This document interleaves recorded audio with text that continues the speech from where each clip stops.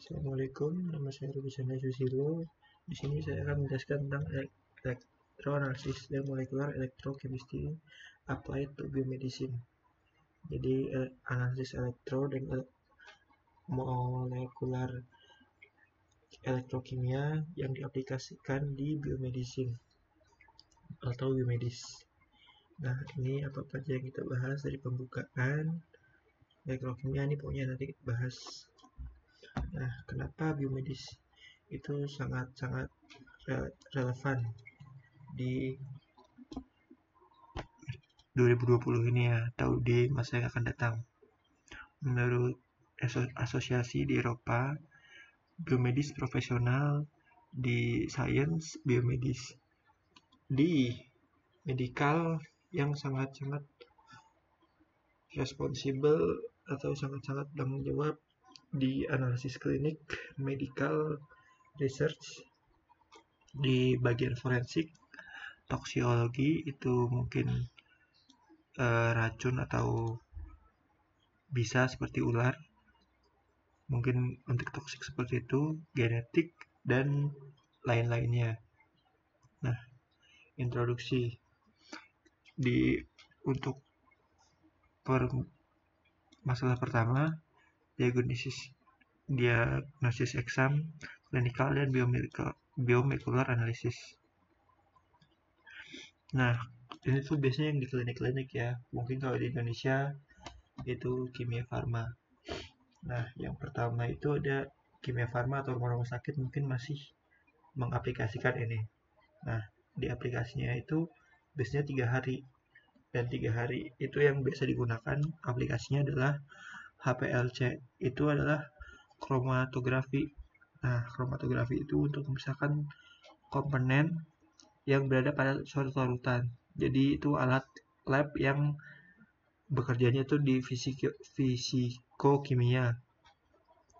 Nah, geraknya itu cairan dalamnya itu bisa padat atau cair ditempelkan ke tubuh. Lalu kedua itu ada GC. GC ini maaf saya kurang tahu, saya akan jelasin yang tahu-tahu aja.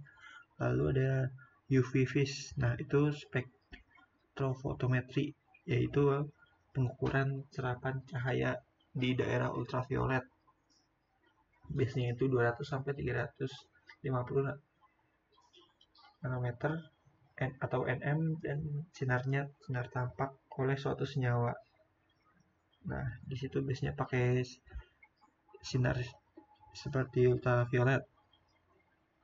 Lalu ada western blotting. Nah, itu apa? Itu untuk mendeteksi protein pada sampel jaringan. Jadi pakai gel biasanya diambil mungkin luka atau ditempelkan ke luka sehingga nempel. Nah, itu tuh jadi bisa dihitung nanti struktur protein yang diambil sampel tersebut. Lalu ada ELISA. Nah, itu tuh biasanya implikasinya itu biasanya prosesnya yang lumayan panjang dan harganya yang mahal. Lalu kita ke yang pertama, alat pertama itu electrochemical device, glucose sensor and routine exams. Nah, untuk pengenalan pertama ini itu glukosa sensor glukosa. Glukosa itu apa? Glukosa biasanya dikaitkan dengan gula ya. Biasanya orang diabetes.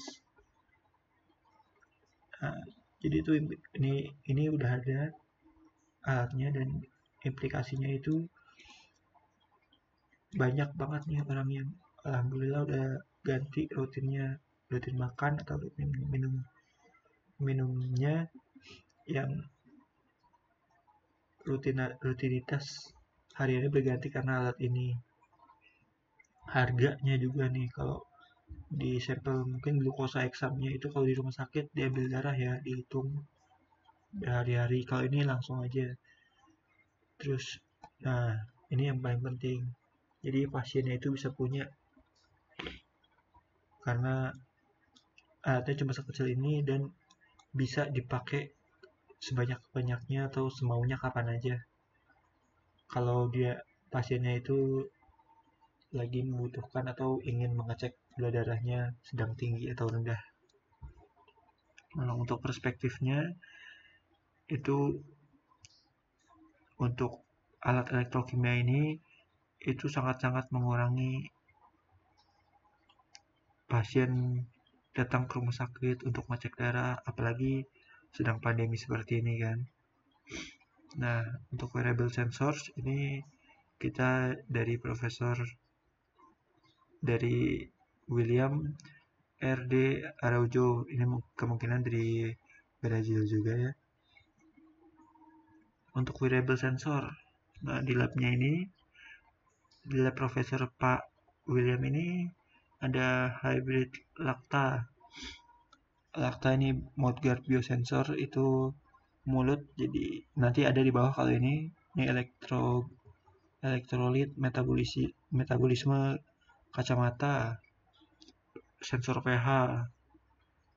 Nih wah banyak nih, ini ada sensor sarung tangan, nih sensor glukosa juga ada ternyata yang seperti ini gambarnya. Langsung aja yang pertama ada sensor tato. Nah, tato ini itu gambar seperti ini nih. Jadi mana yang lebih besar tuh, nah seperti ini. Jadi NE tulisannya. Nah, itu CEREWE. Nah, di salah satu di salah satu garis E ini itu ada komposisinya, ada dalam tatonya. Tato itu bukan tato yang permanen ya, cuma kayak tempelan mainan tato kayak gitu. Jadi itu bahan-bahannya biplated, jadi paling atasnya kayak plastik kayak gitu, terus dibalutin Nafion, dan bawahnya itu elektroda karbon. ZN-nya berguna itu di deposisi, terus di stripping.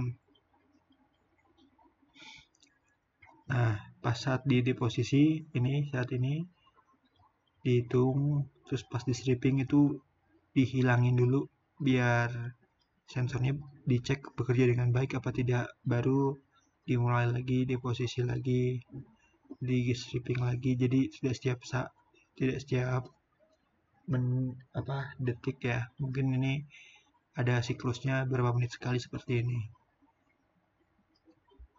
Nah, ini ada di bawah ini real time, jadi monitor juga real time karena menggunakan, mungkin ada baterainya ya karena real time kan.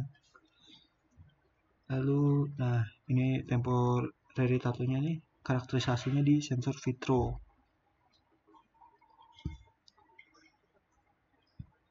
Nah, curve-nya itu seperti ini untuk yang di sweat itu.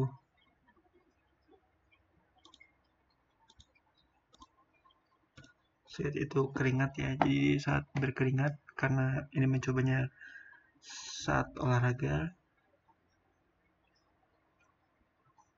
ini dalam yang atas Y-nya waktu, X-nya potensial. Ini analisinya ya, itu 0 sampai 2 ppm, dan ini tuh naik terus. Yang B ini ada stabilitasnya, di stabilitas saat percobaannya itu potensialnya naik di 1, turun lagi. Oh, ini -1, naik dan turun lagi. Nah, biasanya kan kalau tato ini itu mechanical inference test. Nah, itu tuh apa? Itu jadi misalnya kalau kayak kalau luka di tangan, biasanya itu nggak bisa aja ditempel di telapak tangan atau di telapak tangan atas, itu nggak bisa ditempel aja. Kenapa? Soalnya tangan kita pasti bakal gerak terus. Jadi biasanya tuh lukanya dibalut. Jadi agar lukanya bandage atau balutannya itu nggak lepas dan nggak gerak dan biar nggak ngasih celah ke udara masuk ke lukanya, agar nggak ada kuman yang masuk ya. Jadi itu sama ini dicobanya itu di flexing, di tangannya ditempel ke tangan, tatonya digerakin di 100 sampai 100 kali flexing atau stretching, dan itu tuh tetap sama, dan tatonya tuh terbukti nempel ya. Nah, ini yang analisis real time-nya juga sama. Ini juga analisis real time-nya di sensor di badan ya. Ini ada di bahu, tangan, di sini, di tangan tadi, bawah telapak tangan, di pergelangan tangan maksudnya, maaf, dan di bawah, di betis bawah ya. Lalu ada juga uric acid atau deteksi untuk diagnosis gout. Nah, UA itu adalah produk akhir nih, produk udah jadi, yang mengecek metabolisme di tubuh manusia. Di atas rata-rata konsentrasi UA itu biomarker untuk menandai beberapa disease atau penyakit. Nah, itu apa aja tuh? Ada hyperuricemia, gout, Leschan syndrome, dan renal syndrome. Nah, itu tuh apa yang digunakan? Saliva. Jadi salivanya, ini alatnya, salivanya itu digunakan untuk beberapa kelebihan. Yang simple itu karena simple ya, makanya alatnya tinggal dipakai, dan non invasif, tidak mengganggu bagian tubuh lain atau tidak melukai. Jadi untuk kolek sampelnya itu gampang. Dan di lain itu karena sangat-sangat mudah alatnya, alatnya kecil karena bisa masuk mulut, dan itu harganya juga murah. Di literatur atau di paper reportnya sih reportnya hubungan antara uric acid yang levelnya di saliva itu dan darah. Biasanya kan kalau darah ini mungkin cek tinggi atau darahnya darah itu sangat dianjurkan metabolisme ini lebih baik dicek terus-menerus, dicek melalui saliva aja atau air ludah aja. Nah, ini alatnya ya, uric acid analysis di saliva, ini biosensor di mouthguard. Jadi alatnya itu seperti ini, besarnya hanya 2 cm, dipasang di pelindung mulut atau pelindung gigi ya. Ini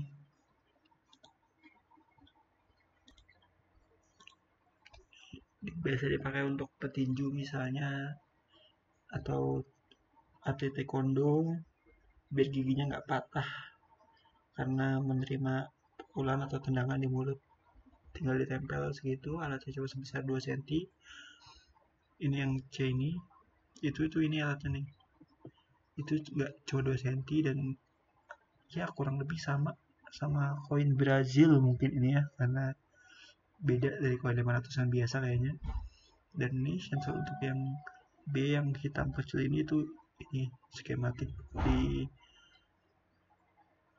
namanya nih apa ya, printed carbon electroda, dimodifikasi oleh Prussian Blue atau AP. Nah, ini juga termasuk. Jadi ini UE-nya masuk untuk mengecek oksigen dan lain-lain, itu di detect sensornya di B. Nah, ini performa elektrokimia di air ludah, saliva aja ya, biar nggak air ludah.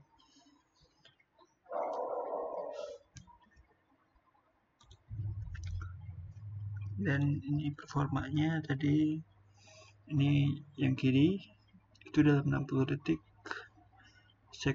sekuennya itu ditambahin 50 umol ya, pangkat L-1 sampai 1 mmol L pangkat N1. Nah, semuanya itu diaplikasikan di potensial 0,3 V. Stabilitasnya kayak gimana? Nah, ini dalam 2 jam stabilitasnya stabil apa enggak. Jadi misalnya alatnya takutnya kenapa-napa dan ternyata lumayan stabil, itu dalam jangka waktu 2 jam yang dihitung setiap 10 menit.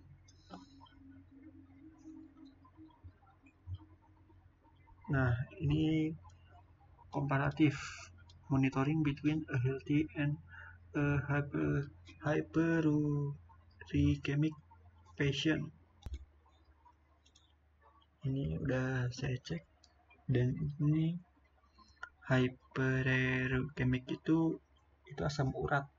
Jadi asam urat tinggi kan biasanya orang tua ya, biasanya untuk konsumsi alkohol atau daging atau konsumsi ikan laut, biasanya itu rawan terkena asam urat, dan itu asam urat. Jadi ini temponya, jadi ini yang merah di US salivanya, di uric acidnya itu umolnya lumayan tinggi ya, di atas 750, sedangkan pasien sehat yang nggak kena asam urat itu malah jauh bedanya, hampir 500 mungkin. Dan itu udah dalam periode pengukuran ini dalam periode 4 jam. Nah, aplikasi di biosensornya itu ini 4 hari ini ini penyakit saliva tanpa diobati ya, D0, dan during 4 hari. Selama 4 hari asam urat itu dengan arupinol, jadi itu maaf, jadi itu hari ini nih yang paling atas, ini yang paling kiri itu 0. Jadi ini sebelum diobati asam uratnya, dan hari pertama, hari kedua, hari ketiga, hari keempat itu diobati dengan allopurinol. Ini bisa cari ya obat apa, maaf saya sebentar saya cari dulu. Oke, ternyata allopurinol itu obat asam urat ya, berarti di Indonesia udah banyak seharusnya. Jadi itu sebelum diobati hari ke-0 itu tinggi sekali, seperti yang ini, lihat nggak jauh beda. Nah, sedangkan di saat hari pertama diobati itu turunnya lumayan jauh, hari kedua turun, hari ketiga turun, hari keempat turun. Normal, mungkin memang belum normal, saya nggak tahu asam urat bisa nggak sembuh total atau tidak. Berarti sensornya bekerja dengan baik ya, karena bisa mendeteksi saat kena penyakitnya, dan saat sudah disembuhkan, saat minum obat pun performa obatnya terlihat ya. Hari pertama, hari kedua, hari ketiga, hari keempat.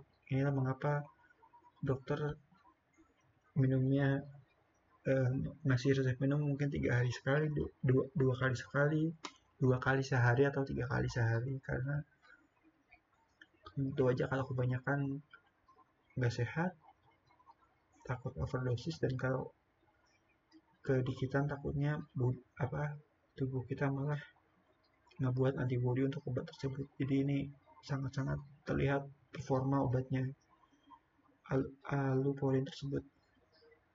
Lalu ada lagi nih alat baru lagi, ini monitoring chronic wounds. Jadi kalau ada luka yang baret atau luka yang kelihatan di tangan ya, nah ini biasanya nih, ini direct hospital, jadi ini kalau dari rumah sakit ya.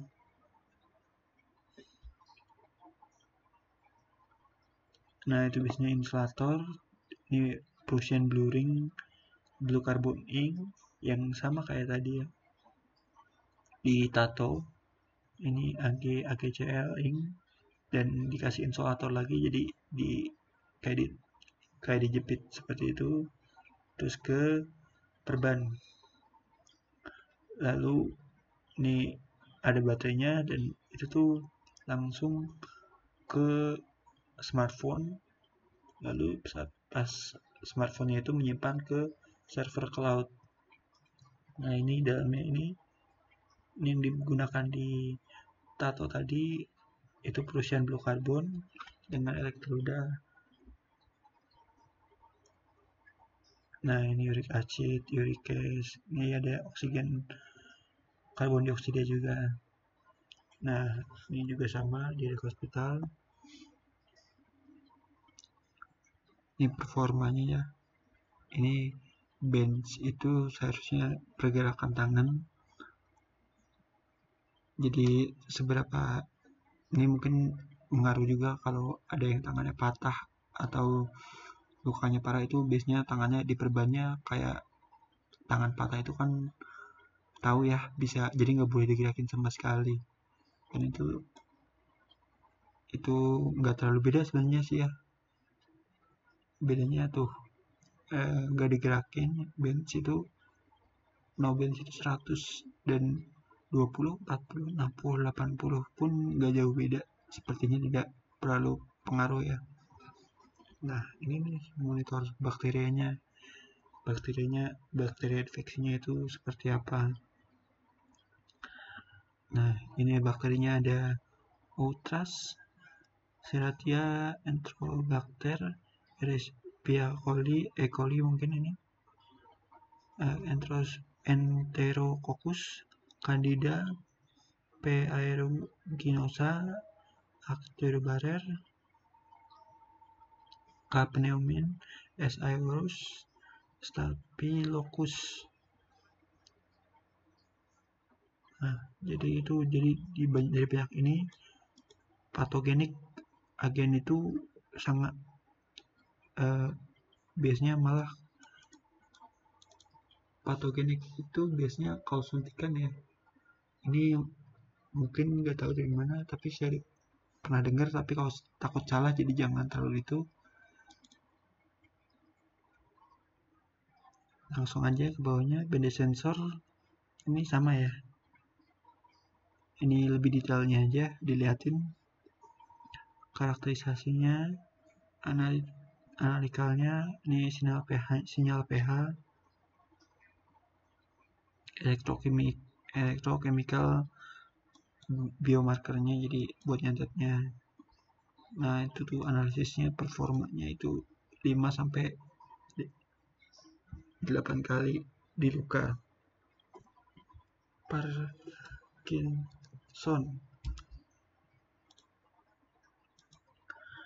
Parkinson disease.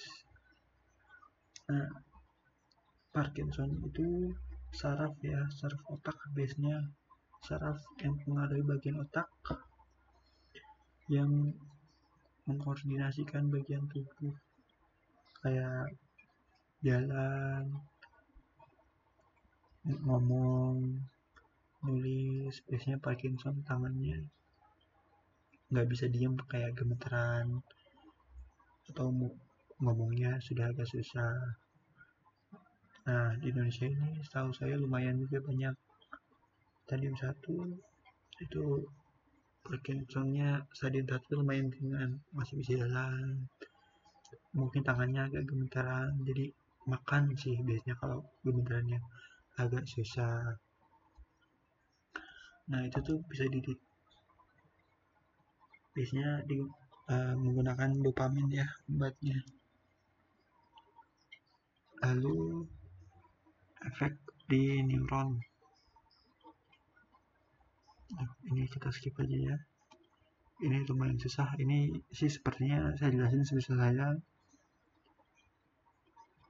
Ini mungkin obat yang diinjeksi ke tubuh antara lewat mulut atau lewat saluran darah, dan jelas ya MPP dan salin.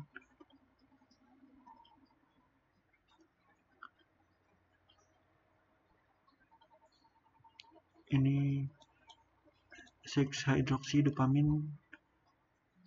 Oh ini dopamin obatnya tadi ya, Oh, ini mungkin sebelum dan sesudah penderita Parkinson mengonsumsi obat.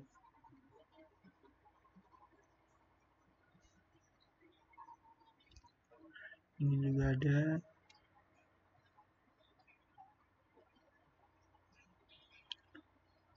Nah, terus lalu ada sambungan juga elektrokimia dengan psikiater.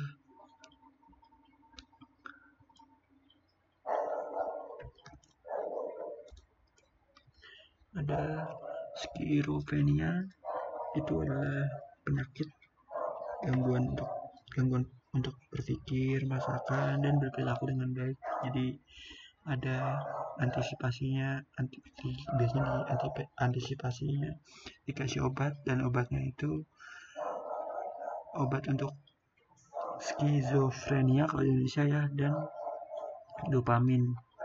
Apakah obatnya ngaruh? Ya, obatnya sangat-sangat ngaruh. Ini maaf saya kurang paham. Ya tuh, ini buktinya. Ini juga.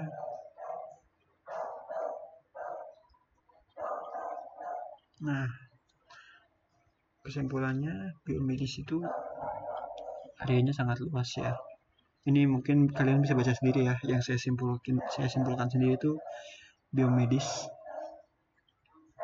itu di elektrokimia sangat-sangat berpengaruh, apalagi di sensor yang digunakan ini. Terus juga alat-alatnya baru ini juga benar, alatnya itu cepat dan murah biasanya, karena kan nggak semuanya bisa ke rumah sakit. Apalagi juga saat pandemi seperti ini kan, kita semua pasti lebih merasa aman kalau ngetes gula darah, cek darah, tekanan darah itu di rumah sendiri.